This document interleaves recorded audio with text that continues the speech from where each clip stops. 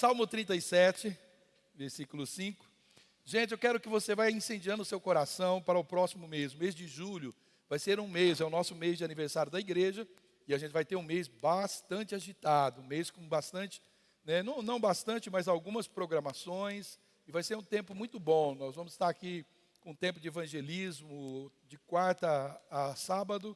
Nós vamos fazer um evangelismo muito legal aqui. E você que tem uma vontade enorme de ir na festa do peão, a gente talvez vai na festa do peão.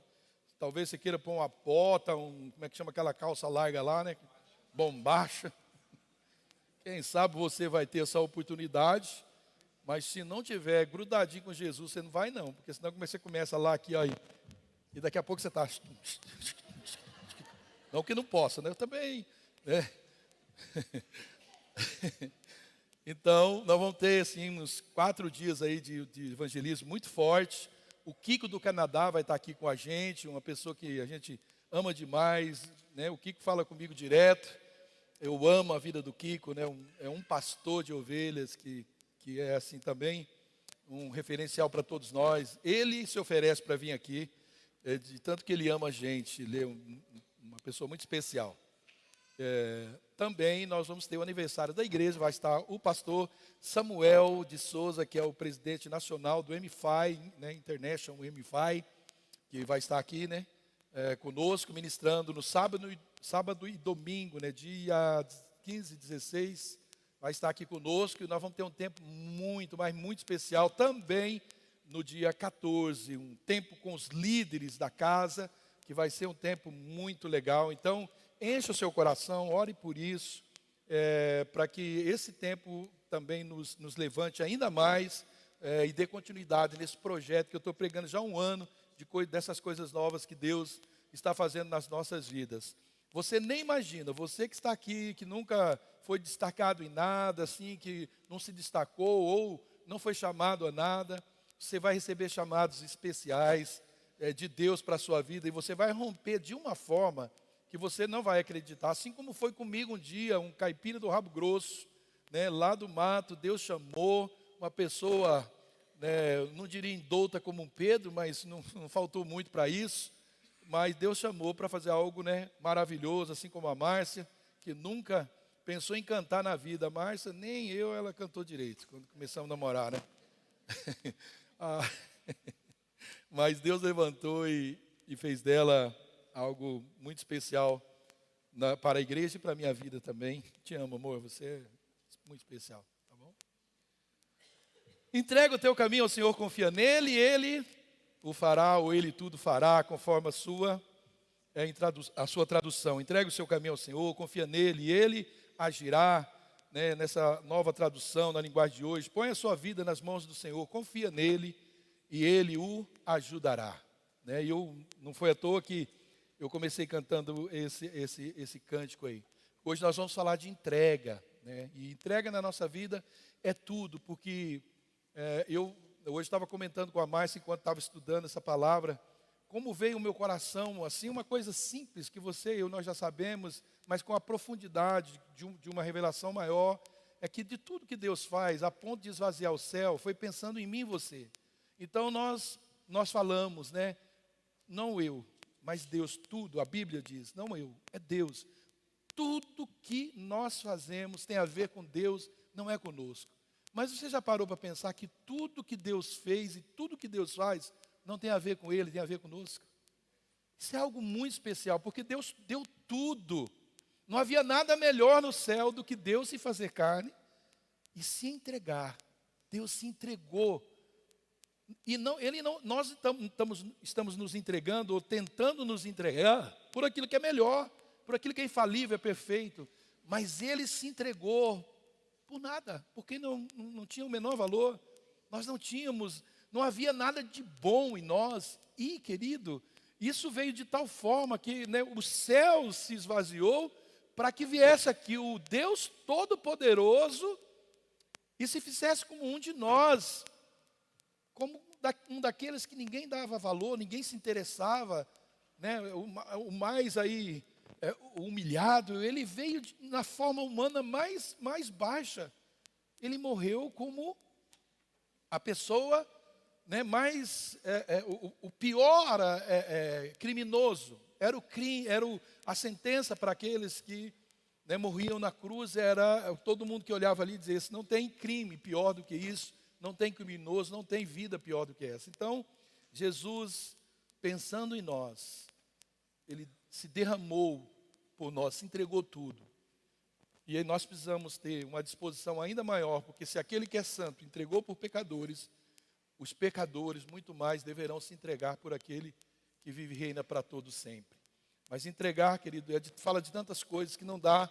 Isso aqui é tema para um seminário de 2 anos, para a gente comentar e observando a vida e o exemplo de cada um. Talvez testemunhos, né, contemporâneos, até no nosso meio, testemunhos de pessoas que realmente decidiram entregar mais do que palavras, mais do que canções, mas entregar a vida, né, como num todo. Então, quando nós falamos de entrega, né, parece que ele é algo simples. E realmente é algo simples. Porém, mesmo sendo simples, nós temos problemas com isso. A gente tem problema com essa questão de entrega. Porque o ser humano, ele está acostumado a ele comandar as coisas, ser ele o que dá a carta, né, e até para não depender, ele quer ter sempre mais para não depender de ninguém, para ele não ter que depender de pessoas. E com certeza, a gente tem muito problema com essa palavrinha entrega. A Bíblia afirma que é melhor dar do que receber, é melhor entregar, né, nesse contexto, é melhor entregar, é melhor dar, é melhor, né, se submeter, é melhor obedecer. Tudo isso são derivação dessa vida de entrega. Mas se a gente praticar essa verdade com entendimento, com certeza, nós vamos fazer a melhor escolha e nós estaremos no rumo certo, colocando a nossa vida totalmente em ordem. Sabe? A gente aprender a administrar o que Deus nos traz a respeito disso. Então, não compreender o nosso caminho, com certeza, é razão de uma vida perdida, né? E com certeza aquele que conhece todas as coisas, ele não nos pede tudo ou não nos pede entrega sem um objetivo. Sim, Jesus tem um bom destino final, Ele tem o melhor para as nossas vidas. Ele não quer esvaziar. Quando na verdade eu entrego, eu me encho do que Ele tem para mim. É impossível que eu entregue tudo e que eu não fique, né, lotado, né? A medida dele é uma medida recalcada, sacudida e transbordante. Então, todos os aspectos da nossa vida envolvem doação. E eu creio que nós vivemos tempos em que nós não podemos mais fazer de conta que nós entregamos nossos caminhos a Deus, porém, com posturas, né, que não demonstram isso. A gente não pode mais fazer de conta que entregou. Já não dá mais tempo para a gente brincar de fazer de conta, né? Não dá mais. Então, o resultado disso, todos nós já sabemos, é uma vida de insatisfação que não agrada nem a gente mesmo. A gente sabe os nossos limites de entrega, a gente sabe, a gente conhece, a gente se conhece, né? E nós sabemos as nossas frustrações por às vezes falar, cantar, pregar, testemunhar o que realmente não faz parte 100% da nossa vida. Vamos ler esse texto de novo. Entrega o teu caminho ao Senhor, confia nele e Ele o fará. Então nós vamos meditar na ordem, né, que esse texto foi descrito. E perceba que o texto ele não diz: confia no Senhor e entrega o teu caminho a Ele. Porque a gente é bom, né, em confiar depois que recebe alguma coisa, ou a gente dar alguma coisa depois que a gente confia. O texto está dizendo: confia no Senhor. A ordem é essa: confia no Senhor, porque se você não confiar, fatalmente não vai fazer nada. Então, entrega o teu caminho a Ele. Então, não é necessário confiar a alguém pelo qual nós não vamos entregar nada. Nós não precisamos confiar em Deus, senão não vamos entregar nada para Deus. Se eu não entrego a minha vida, não entrego minha família, eu não entrego nada, por que eu preciso confiar? Aliás, o mundo está do jeito que está, porque a igreja de Laodiceia, né, que o diz, porque elas estão tão cheias das coisas que não depende mais de Deus, e Deus dá um conselho: ó, compre de ouros de mim para que você fique rico, compre colírio para você ver, compre linho para que você visse, porque você está achando que está com essa bola toda, mas você não passa de um pobre, cego e nu. Porque sem Deus nós não temos nada. Então nós vamos falar um pouco sobre esse caminho. O caminho, ele é uma estrada que nos leva a algum lugar. A estrada que nos conduz para algum destino, mas esse caminho para si só ele não serve, ele só é caminho se ele for usado. E se ele for usado para levar alguém ou levar alguma coisa a algum lugar. Uma estrada que ninguém anda por ela, não tem sentido. O caminho só é um caminho, só é uma estrada, só leva a um destino se ele for usado. Jesus disse que ele era o caminho, a verdade e a vida, e que ninguém caminharia, né, ao Pai, ninguém, né, tinha o destino do Pai se não fosse por ele. Então Jesus disse que ele diz que ele é a estrada que nos leva ao céu. Mas para muitos, Jesus, ele não representa nada disso. Embora seja uma verdade que ele mesmo falou a respeito dele, essa verdade não é seguida. Jesus, ele é o caminho para aqueles que estão andando nele. Que estão nele. Então Jesus é esse caminho. Que mensagem eu quero trazer com isso, querido? Jesus, ele não está mais aqui na forma, né, que ele deixou o mundo quando ele disse essas palavras. Ele então assuntou aos céus, ele foi para os céus e ele nos enviou o seu Espírito Santo. Agora, sou eu e é você, somos nós que mostramos esse caminho ao mundo. E de que forma? Andando nele. Não dá para mostrar Jesus se não for andando nele. Deus em Provérbios 22:6 diz que nós precisamos ensinar a criança no caminho. Não é o caminho, é ensinar no caminho que ela deve andar. E ainda quando for velha, ela não se desviará dele. Então mostrar o caminho não basta. Quantas vezes, querido, nós nos perdemos porque nós perguntamos a alguém, aonde que eu vou em tal lugar? E a pessoa aponta, você vai aqui, vai ali, vai lá. Aí você se perde, não consegue achar. Eu me lembro que uma vez eu estava em Birigui, eu fiquei assustado. O povo paulista é meio assim, esses dias aconteceu a mesma coisa lá. Eu parei num lugar muito longe, fazia 20 anos que eu não via uma pessoa, e eu parei numa casa, você vê se não é de Deus, eu e a Márcia estávamos. E aí eu parei numa casa e perguntei, viu, onde que fica? Não, onde que fica, cara, não perguntei isso. Eu falei, olha, faz 20 anos que eu não venho aqui, eu conheci uma senhora, que agora deve ser velhinha, porque ela já era velhinha, né, quando é uma senhora que a gente é muito apaixonado por ela, inclusive ela faleceu, né, amor? A Nel faleceu, né? Estou até esquecido também. E ela é um amor, era ela assim, uma mãezona. Ela era que me acudia quando a minha mãe ia bater, e era para a casa dela que eu fugia, né? Era uma morenona assim, né? Eu assim, amo a Nel, né? Porque ela foi, não? E os filhos, via os filhos dela, cuidava do bebê, das mais velhas dela. Quando eu era criança, ela botava eu para cuidar da bebê, eu beliscava porque eu queria que ela chorava, porque eu não aguentava cuidar. E aí a Nel vinha e eu ia embora brincar, porque eu tinha uns 4 anos, 5 anos, mas eu lembro disso. Jesus, tem perdão. Já pedi perdão, já pedi para a Nel, para a Cirlei, eu já pedi perdão. Cirlei, se você estiver vindo, você me perdoa de novo, tá bom? Por que eu estou falando isso? Me lembra, hein? Então, eu parei com a Márcia e perguntei numa causa, faz 20 anos que eu não venho, eu não sei se você conhece. Eu falei, olha, eu nem sei se é esse bairro, para mim é aqui. Pois a pessoa falou, será que não é? Perguntou, gente, uma cidade igual Birigui, Birigui tem mais de 200 mil habitantes. Será que não é tal pessoa que não tinha nada a ver, eu estava totalmente fora daquele bairro? Pois ela subiu na moto, falou, me acompanhe, e levou a gente lá. Se essa pessoa me explica de onde eu estava, gente, era quilômetros, eu nunca ia chegar lá. Mas ela foi. Então nós precisamos ensinar esse exemplo, não mostrando o caminho. Jesus é bom, Jesus te ama, tudo isso é verdade, é bom. Mas as pessoas, elas querem me ver andando. Por isso que eu preciso entregar os meus caminhos ao Senhor.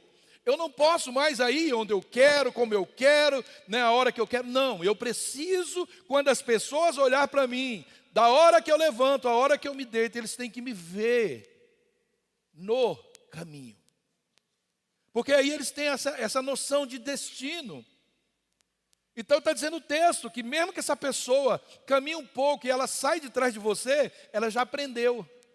Diz que a criança, mesmo quando ela for velha, se você andar com ela no caminho, quando ela for velha, ela não vai esquecer. Mesmo que ela se desviar um dia, ela não vai se esquecer. E quando ela ouvir aquela voz, né, que eu acho que Jeremias, Deus falando através de Jeremias, quando você estiver meio torto no seu caminho, e você vai ouvir uma voz de você, esse é o caminho, andai por ele. Aí você vai saber de que caminho essa voz do Espírito Santo estará falando. Quando nós estiver na iminência de um pecado, quando nós estiver na iminência de um erro, de um desvio, essa voz vai dizer dentro da gente: olha, você está errando, mas esse é o caminho. E você vai lembrar, esse caminho eu já passei por ele, e eu sei voltar para ele. E aí você vai voltar. Então, não basta mostrar o caminho, a gente tem que andar nesse caminho, através desse caminho, né? E é assim que nós precisamos ser. Então, o mundo ele vai aprender o caminho, não somente olhando para nós, mas andando conosco por esse caminho. Isso tem um nome, quem sabe? Discipulado. Discipulado. Isso tem um nome. Por isso nós somos uma igreja em célula. Porque por isso que nós te convidamos para participar, para ser um discípulo e ser um discipulador. Porque Jesus não fez outra coisa aqui, Ele chamou gente, não foi para andar com Ele, é para ensiná-los a também ser caminho na vida das pessoas. Ele ensinou aqueles homens ensinaram outros homens, e nós seguimos esse modelo da igreja de Atos. É discípulos gerando discípulos. Ovelhas que se tornam discípulos, que geram ovelhas que se tornam discípulos. Então, já não são mais os meus caminhos, a minha estrada que eu devo apontar. Os meus caminhos agora serão os caminhos do Senhor. E por quê? Porque eu entreguei a estrada, o caminho da minha vida a Ele. Bom, isso é a minha vida enquanto eu ando com Jesus, né? Olho para Ele como um destino que eu quero seguir. Eu sou uma luz para os perdidos. É assim, sabe, as pessoas, esse cara, essa pessoa, essa menina, esse jovem, esse adolescente, esse senhor, essa senhora, é convertido de vez. A palavra conversão tem a ver com caminho, com destino. Conversão é aquela placa que você vê, com aquela setinha, volte. Você se converte, você está num caminho, você vai fazer um caminho de volta. Você estava andando nos meus caminhos, mas agora, eu estava andando no meu caminho, mas agora eu me converti, eu os entreguei ao Senhor. Ah, pastor, muito fácil mesmo, né? E é fácil, quem não entendeu o que eu falei aqui? Todo mundo entendeu. Entenderam? Amém? Amém? Então vamos continuar. A Bíblia diz que o coração do homem é enganoso, em Jeremias, no capítulo 17, versículo 9. Então a palavra enganoso, ela cabe numa situação em que nós pensamos estar certos, porém, sob o poder do engano. Nós não estamos na luz do engano, nós estamos na escuridão, nós estamos nas trevas do engano. Então, por exemplo, eu tenho por certo aí, como se eu tivesse entregado os meus caminhos ao Senhor, porém, eu estou ainda no controle, eu estou na administração da minha vida. De tudo sobre a minha vida, eu ainda estou no controle. Eu controlo tudo, eu não preciso orar. Eu não preciso buscar Deus, eu não preciso prestar conta para Deus da minha vida ministerial, minha vida familiar, minha vida financeira, minha vida conjugal, minha vida de adoração, minha vida, meus amigos, os lugares. Não, eu não preciso prestar conta, eu sou dono do meu nariz. Meus passos, eles são dirigidos por mim mesmo, e eu faço o que posso, quando posso, aonde eu posso. Isso não testifica, não testemunha uma vida de entrega ao Senhor. Se essa é a nossa condição, querido, precisamos nos consertar. Se nós fazemos nossos planos, nós planejamos a nossa vida, se somos nós que administramos nossas finanças, sob só a nossa ótica, sem observar nenhum princípio bíblico que honra a Deus, então os nossos caminhos realmente não foram entregues ao Senhor, porque a nossa vida, sem limitar nenhuma área, ela precisa estar. Não dá, eu não consigo andar num caminho, meu braço em outro. Eu não consigo andar numa estrada, minha perna em outra. Eu não consigo estar numa estrada, meu pensamento em outro lugar. Todo o meu ser se encaixa nesse propósito. Tudo que eu tenho, tudo que eu sou, se encaixa nesse caminho, precisa estar nesse caminho. Por isso que nós devemos nos esvaziar de nós mesmos, porque o caminho é estreito. Nós precisamos nos esvaziar, porque nesse caminho não cabe orgulho, avareza, não cabe ódio, não cabe falta de perdão, rancor, insubmissão.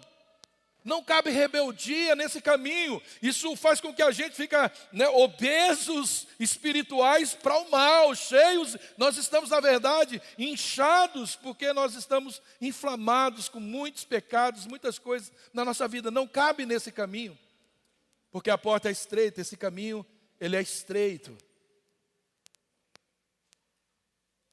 Quem é que dirige os seus passos, suas vontades, seus desejos, querido? Os meus também.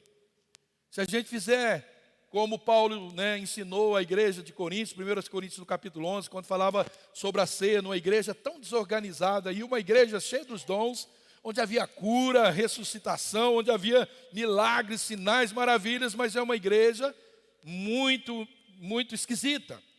Ele fala sobre isso. Então, analisar se eu encontro focado nos processos de Deus na minha vida, se a gente não se perdeu, se desviando por caminho, né, que nos levaria à eternidade. E isso é que nos faz tomar das mãos do Senhor o nosso destino. Tomar, nós entregamos e nós tomamos. A verdade é que, se a gente não for, querido, 100% sincero com a gente mesmo, isso faz parte de uma análise profunda de quem nós somos, é aquilo que ouvimos ontem, olhar no espelho e dizer: Ney, quem é você, amigo? Você não vai ouvir outra resposta. Porque a pessoa que mais te conhece, depois de Deus, é você mesmo. O diabo conhece muito também, porque 6.000 anos aí, ou milênios, é o suficiente para conhecer. Então, querido, se a gente não for sincero, e a gente não entregar 100% do nosso coração para Cristo, a gente nunca vai conseguir entregar os nossos caminhos 100% ao Senhor. Não vai. Não vai. Como eu entrego o meu caminho ao Senhor? Renovando a minha mente.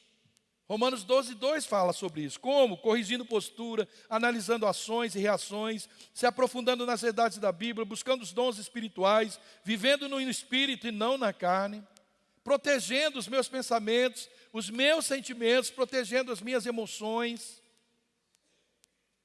Não tem como eu dirigir isso na minha vida se o meu coração é enganoso, querido. Se eu quiser tomar conta das minhas emoções, sem Deus estar nesse negócio, eu vou me perder. Quem já não teve essa experiência? Eu já tive como pastor, querido. Tentando dirigir as minhas emoções, tentando controlar as minhas emoções, os meus sentimentos, ressentimentos. Quando eu vi, eu estava perdido. Eu não conseguia. Quando, graças a Deus, eu dei conta no momento, né, encontrei o Chicão, ele disse: ô controlador, né, o Chicão daquele jeito, sabe por que você está assim? Você é o controlador, você quer controlar tudo. Então, querido, você vai se perdendo. Então, caminhos na nossa vida fala de coração. E não haverá disposição para entregar o controle da vida se o coração estiver com as portas fechadas para essa entrega. Se a porta do nosso coração estiver fechada para Jesus, Provérbios 16:9 diz: o coração do homem considera o seu caminho, mas o Senhor é que dirige os passos. Gente, a minha mente pensa num monte de coisa, mas eu tenho que me dar conta, eu tenho que saber que não importa para onde eu vou, um dia eu vou parar onde o Senhor me mandar. Porque eu posso fazer planos, eu posso fazer um monte de planos, mas no final, é o Senhor que vai dizer se eu vou para o céu ou se eu vou para o inferno. Baseado em que caminho e para quem eu decidi entregar os caminhos da minha vida ou o caminho da minha vida. Jesus disse em Mateus 6:21, pois onde estiver o seu tesouro, aí também estará o seu coração. Não tem a ver com o caminho, tem onde. Quando fala onde, está falando de um lugar. De um lugar. Sempre, querido, nós vamos construir estradas que nos levarão àquilo que nós valorizamos. E essas coisas são os tesouros, os nossos tesouros. Tesouro é aquilo que você valoriza. Para a gente, um sapato, uma botinha, é um tesouro. Para outros, é um anel lá de 50, 100 mil reais. Para outros, o tesouro é uma casa numa praia, uma casa numa fazenda. Para outros, o tesouro é um barraco na favela, não é o valor que aquilo tem, é o valor que eu dou para aquilo.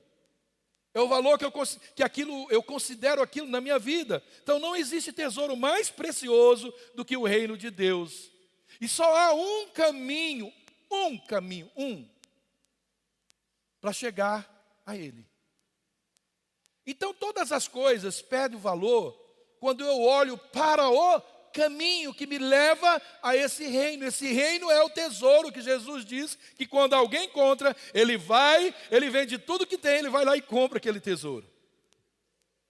Ele adquire aquele tesouro, ele entende que tudo que ele precisa é daquilo. O Salmo 18:30 diz que o caminho de Deus é perfeito. Isaías 35:8 diz que ali haverá uma grande estrada, um caminho que será chamado caminho de santidade. Os impuros não passarão por ele, servirá apenas aos que são do caminho, ou não de um caminho. Os insensatos não o tomarão. Queridos, sabe, pessoas às vezes tomam força os nossos caminhos, os nossos destinos. Quantas vezes você fez coisas, você andou e foi para lugares, fez coisas que você não queria, que depois você diz, por que eu fiz isso? Alguém usurpou, alguém te roubou, alguém lesou você. Quantas vezes você fez coisas que você realmente tinha decidido na sua vida nunca fazer? Nunca. Isso eu nunca vou fazer. Quantas pessoas ouvi dizer, trair minha esposa nunca. Fazer sexo antes de casamento nunca. Mas um dia, você negociou esse caminho que era o certo. Glória a Deus, querido, que Deus não é como a gente. Que uma vez que errou, Ele nos chuta desse caminho e nunca mais nos recebe. Sabe por que Ele não faz? Porque nós conhecemos o caminho de volta. E Deus nunca, Jesus, o Espírito Santo nunca rejeita alguém que volta para o caminho. Alguém que se arrepende, que cai em si e se arrepende. O caminho, esse caminho que nós precisamos entregar ao Senhor, a direção da nossa vida, é um caminho que não tem lugar para insensato, para pessoa, ninguém pode tomar esse caminho. Provérbios 2:8 diz, pois guarda a vereda do justo e protege o caminho de seus fiéis. Está dizendo que Deus guarda. Por isso que nós podemos confiar. Mas vamos em frente no texto. Entrega o teu caminho, depois diz o quê? Confia nele. Como eu disse, querido, não haverá necessidade de confiança sem que haja necessidade ou a possibilidade de desconfiança. Por que nós precisamos? Porque Deus nos exorta a confiar, a ter esperança, porque tem motivo para ter desesperança. Por que Ele nos exorta a ser leais? Porque tem motivo para ser desleais, tem possibilidade. Por que Ele nos exorta a ser confiantes? Porque nós somos rodeados de motivos para desconfiar. A nossa vida, os nossos altos e baixos, é baseado nisso. Confiar, não confiar, crer, não crer, ter, não ter, ser, não ser. Então Satanás, ele é mestre em alimentar as mentes com frustrações. O seu prazer está em que nós terminemos os nossos dias por aqui sem desenvolver, especialmente aquilo que Deus planejou para as nossas vidas. Por quê, querido? Porque ele é um ladrão. Satanás, ele é um ladrão de paz, um ladrão de alegria. Satanás é um ladrão de realizações, de sonhos. Ele é um ladrão de vida. Ele veio roubar, matar e destruir. Ele não pode fazer isso com o seu inimigo número 1, que é o Senhor. Mas ele pode tocar. E ele vai tocar se deixar a vida a menina dos olhos de Deus, aqueles a quem Deus pagou um alto preço. Ele quer fazer isso não por causa de você, ele te odeia, ele não quer que você seja um bem-sucedido no inferno, ele quer que Deus sofra com isso. Então, quando nós cedemos o nosso caminho ao diabo, nós colocamos o Espírito Santo em gemidos inexprimíveis por nossa causa, nós fazemos com que ele chore. O céu se entristece quando vê o Filho de Deus tomando as rédeas da sua vida, ao invés de deliberar mais, entregar mais a vida ao Senhor. Então o maior plano dele é frustrar os planos que desde a eternidade Deus estabeleceu para nós. Ele pode não conhecer tudo, e não conhece tudo a seu respeito, mas certamente Ele conhece muito mais talvez, do que nós mesmos. Ele sabe que uma vida fora dos propósitos de Deus até pode conquistar muitas coisas, querido. Porém, nenhuma dessas coisas vai preencher completamente essa vida.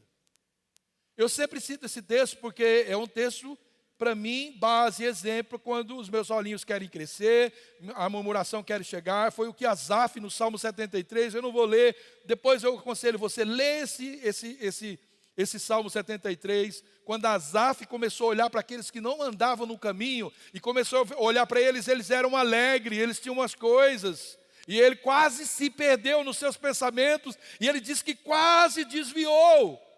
Aí ele diz, até que eu entrei no templo do Senhor. Sabe, querido, a igreja, esse lugar, e aonde a igreja estiver reunida, não é o barracão, é a igreja somos nós, quando reunidos. Fora você é um membro do corpo, um membro da igreja. A igreja é o lugar que você é protegido, é a sua cidade de refúgio, onde o inimigo não pode pegar por um erro, ele não pode pegar com a queda, ele não pode, porque Deus te protege nos seus erros. Aliás, se não fosse assim, por que ele mandou Jesus? Nos nossos piores dias o Senhor Jesus veio, não faz sentido, agora que eu comecei a andar no caminho e errei, ele vai me deixar. Não faz nenhum sentido, querido. Então pense comigo, Satanás ele sabe que não pode mudar o fim dele. Então o que ele faz? Ele fica tentando mudar o nosso fim. O fim dele ele já sabe qual é. Mas ele quer mudar o nosso. Ele quer mudar o nosso.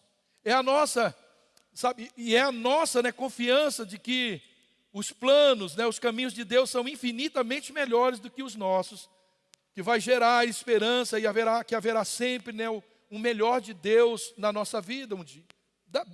Ele vai vir, uma hora virá o melhor de Deus.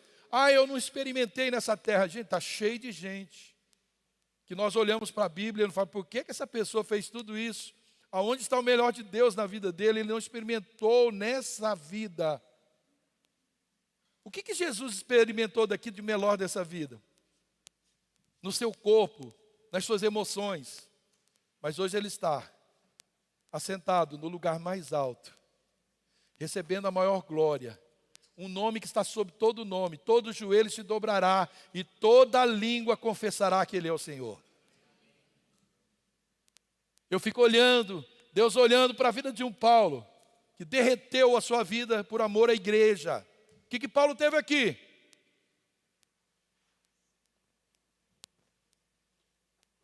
Então, querido, sem essa convicção de que o melhor de Deus está por vir, fica muito difícil a gente prosseguir sem desanimar, porque afinal, querido, Deus sempre animou o coração do homem com essa esperança. Muitos corações no passado foram alimentados com essas verdades.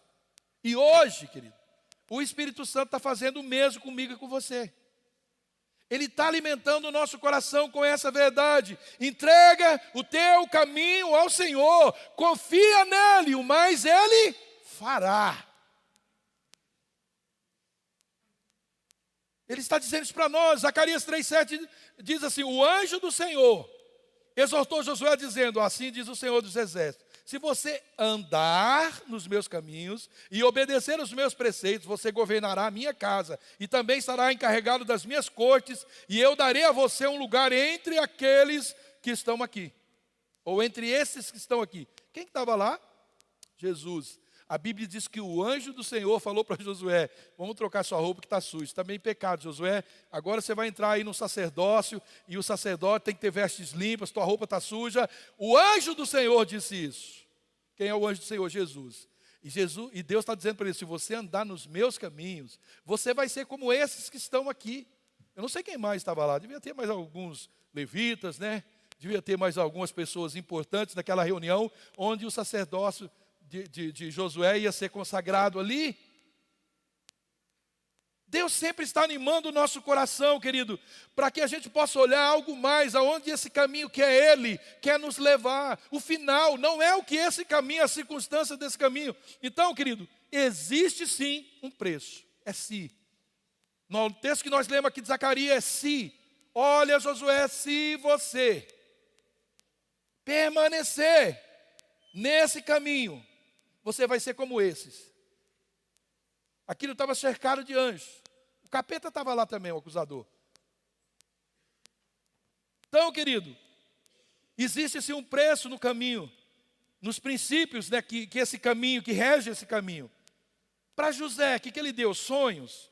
Sonho para ser um supridor, um salvador da nação de Israel. Porém, o caminho para que José chegasse a esse destino, a esse propósito, foi difícil demais, querido. Foi difícil demais. Seria bom, né, a gente procurar afirmar, né, as pessoas, parar um pouquinho de fazer isso, de afirmar que se essas pessoas vierem para Cristo, tudo vai ser uma maravilha. Não vai acontecer nada de ruim. Parar de afirmar para as pessoas que se Deus falou, vai dar tudo certo. Vai dar mesmo. Mas não do jeito que a gente está acostumado a falar. Deus abriu uma porta, querido. Pode entrar. Feijão com arroz, não é doce de leite. Vai que é doce, vai dar tudo, vai ser maravilha. Eu não vejo isso na Bíblia, muito pelo contrário. Quando José, querido, revelou aos seus irmãos o caminho que Deus o colocou para que ele confiasse, ali começariam os seus maiores desafios, querido. Dentro da sua própria casa, que é de onde nós esperamos, né, os maiores incentivos. Sabe, querido, talvez a voz que vai tentar tirar você desse ministério, você dessa liderança, está aqui dentro. Talvez seja minha, talvez seja da sua esposa, do seu marido, talvez seja do seu filho, a voz que vai tentar tirar você desse sonho. Porque a de José começou na casa dele. Seus irmãos, enciumados, né, o lançaram num poço. E não contentes, eles o venderam como escravo. Então José teve todo tipo de problema.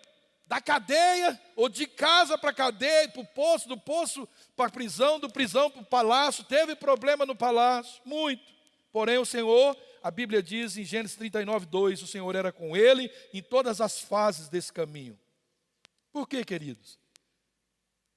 Porque o caminho não era dele. Ele sabia que foi o Senhor que deu aquele sonho, é o Senhor que colocou ele. Ele disse para os irmãos, foi o Senhor. Não fique tranquilo, meus irmãos, eu não vou me vingar, porque vocês acharam que fizeram isso, mas foi o Senhor que me colocou aqui. Então ele apenas decidiu confiar o seu destino ao Senhor, um destino que custou caro. Nós precisamos ter cuidado, querido, com os caminhos. Há caminhos que ao ser humano parece ser as melhores opções da vida, mas ao final conduz à morte. Provérbios 14:2. Então esse princípio, querido, ele foi dito pelo Senhor Jesus em Mateus 7:13-14, diz: entrai pela porta estreita, porque larga é a porta, espaçoso o caminho que conduz à perdição, e muitos são os que entram por ela. E porque estreita é a porta e apertado o caminho que leva à vida, e poucos há que a encontrem. Então o caminho, querido, o caminho consagrado, vivido, que glorifica a Deus, que é confiante em Deus, ele não é um caminho largo. Existem sacrifícios, abnegação, às vezes perdas, injustiças. Mas o Senhor está lá, você não vai andar, porque o caminho pertence a Ele. Ele é que administra. Paulo, ele estava num caminho, o caminho de Damasco. E os seus objetivos, eles foram totalmente mudados depois desse encontro dele com Jesus. A Bíblia diz que ele se converteu. Já não era mais aquele caminho que era o dele. Ele entregou o seu caminho ao Senhor, então começaram os seus maiores problemas. Ele precisava confiar que o seu novo caminhar, era o caminho do Senhor. Jesus disse que ele iria sofrer por amor ao seu nome. Se eu fizesse aqui um apelo, quem quer aceitar Jesus, quem quer se consertar com Deus, vem aqui na frente, que eu vou te mostrar o quanto é bom sofrer por amor ao meu nome. Você viria aceitar Jesus? Você me amaldiçoaria nunca mais, ainda ia falar depois mal da igreja. Pois é, querido, isso deveria ser o nosso convite. Vem aqui, querido. Vem aprender a sofrer por amor a Jesus. Vem aqui sofrer. Vem aprender os desafios da vida. Mas que te levará a um bom cabo. Que vai te levar à vida eterna.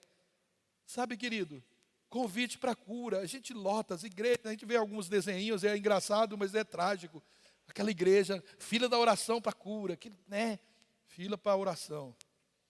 Fila para jejum.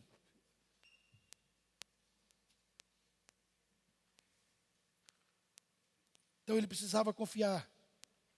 Porque Jesus já deu a sentença dele na hora que ele se converteu. Viu? Não, fica esse rapaz. Não. A turma começou a ficar com medo dele, Jesus. Fique tranquilo aí. Eu só chamei ele para mostrar para ele como é bom sofrer por amor ao meu nome.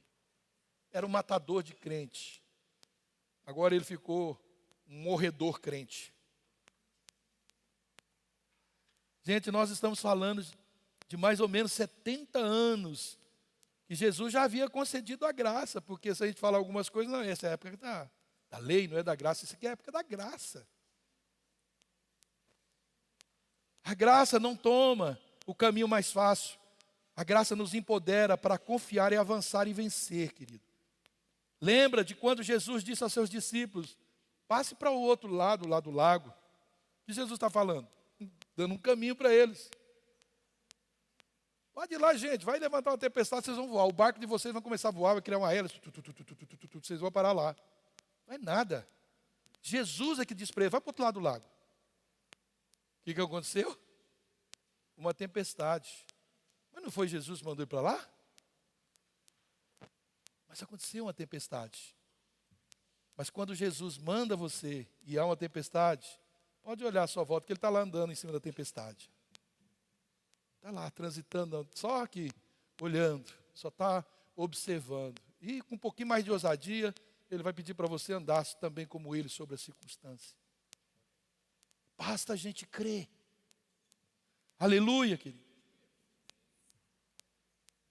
A confiança de que o Espírito Santo nos aponta um caminho pode não eliminar o medo de ir, mas essa confiança deve permanecer inabalável. Não é porque Jesus falou, não é porque Ele está conosco que a gente não vai sentir medo.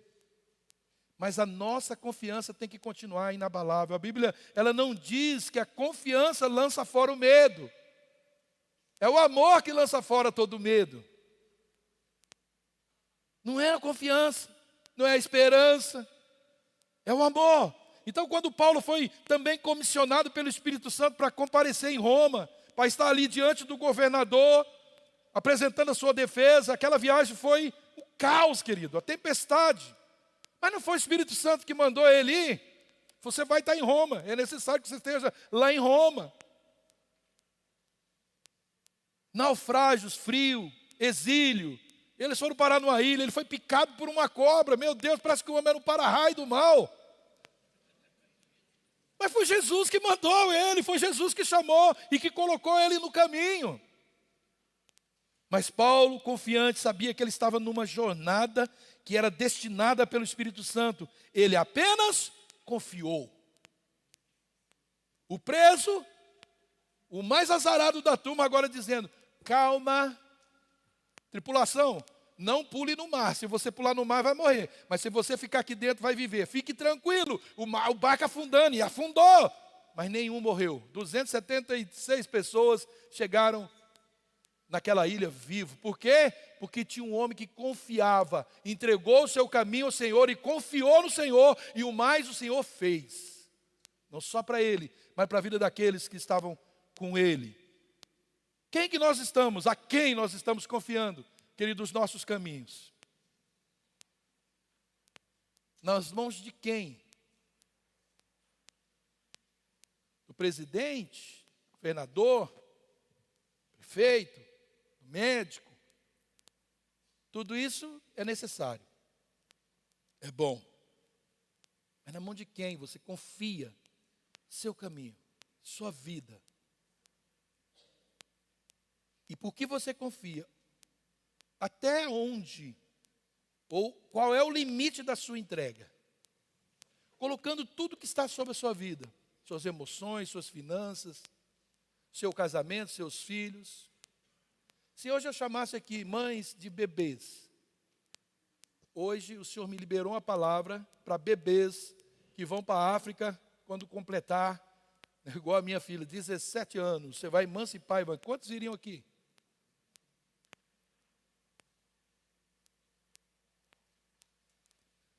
Então, queridos, entregar o caminho fala de entregar tudo a Ele. Tudo a Ele. Vou fazer igual o André. Vocês estão tão quietinhos. Ou a palavra está muito profunda, ou vocês estão com medo, ou eu estou muito bravo, não tá? O que José tinha quando começou o caminho para aquilo que era o seu destino em Deus? O que ele tinha? O que José tinha quando ele começou? Um sonho. O que ele pegou depois do sonho? Pedreira. Mas o que ele conquistou no fim? O propósito de Deus. O que sobrou da vida do grande comandante, Saulo de Tarso, quando Ananias o encontrou após entregar e confiar no novo e vivo caminho apontado por Cristo? José ainda foi governador e Paulo. Só sobrou o quê? Cadeia, prisão, açoite, surra, humilhações. Mas quem escreveu mais do que ele no Novo Testamento? 13 cartas. Alimentando a igreja de preceitos, pelo Espírito Santo, claro. Ele, querido, deu uma saúde para a igreja com a sua, com a sua sabedoria, que é uma sabedoria do Espírito Santo, com a sua obediência ao caminho. Ele era cheio o tempo todo, querido. Quem anda no caminho, está nesse caminho em obediência e confiança, está sendo cheio de toda a informação que precisa. Então é preciso não se apegar a nada, querido. A nada. Paulo tinha tantas coisas para se apegar. Querido, Paulo tinha sonhos, ele era um grande comandante. O cara estudou com um dos maiores sábios, Gamaliel. Ele estava sendo preparado para ser o cara. Cara, você não vê ele reclamar disso, ele não vê nada disso. Pois ele decidiu crer nesse novo de Deus. Então, querido, é preciso não se apegar a nada. O que é mais fácil, do que entregar tudo. Não entregar nada, você concorda comigo que é mais fácil do que entregar tudo? E eu posso me apegar até o que eu não tenho. Não estou tendo ali no momento. Às vezes até um sonho, eu posso me apegar a ele. Eu posso me apegar, querido, a um projeto de vida. Paulo tinha. José tinha. Eu posso me apegar nisso e esquecer do caminho. Então, eles não só desapegaram, eles não só largaram mão, de um sonho, mas eles deram a sua vida por aquilo, por aquele chamado. Mas eu não tenho como entregar o que eu não possuo, e é por isso que entregar o caminho se torna mais difícil. Não dá para entregar o que eu não tenho. Então, o que Deus pede para você são coisas, e para mim, são coisas que nós temos. Coisas que nós temos, sonhos que nós temos. Planos que nós temos. Para englobar tudo. A vida que você tem, a vida que eu tenho.